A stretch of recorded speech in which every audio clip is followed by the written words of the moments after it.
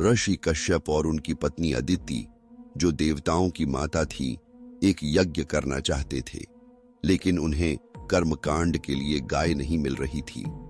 शुभ गदधि पास आ रही थी। हताश होकर उन्होंने ऋषि वशिष्ठ की गाय चुरा ली।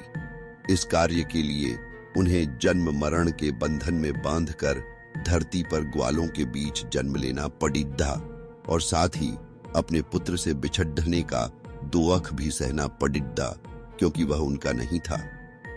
इस तरह कश्यप और आदिति ने ग्वालों के मुखिया नंद और उनकी पत्नी यशोदा के रूप में फिर से जन्म लिया।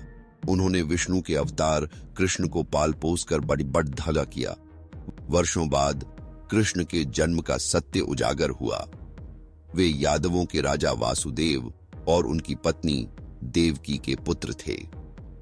अपने पुत्र को उसके क्रूर मामा कंस से बचाने के लिए कृष्ण को जन्म लेते ही ग्वालों की बस्ती में लाकर यशोदा की नई जन्मी बेटी से बदल दिया गया था, जब सारा गांव सोया हुआ था।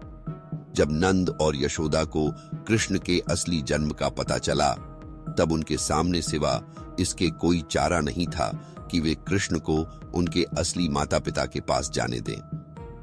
इस बिछोह से उनके दिल उसी तरह टूट गए जिस तरह गाय के चले जाने से ऋषि वशिष्ठ का दिल टूटा था।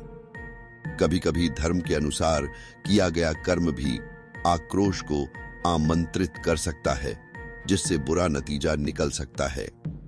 निम्नलिखित कथा में जो असुर हैं, वे अपने पिछले जन्म में देव थे और परिस्थितियों के कारण असुर बने थे। भगवान के हाथों उनकी मृत्यु दंड नहीं, मुक्ति है। इस तरह हमें खलनायकों पर नैतिक निर्णय देने से सावधान किया जाता है।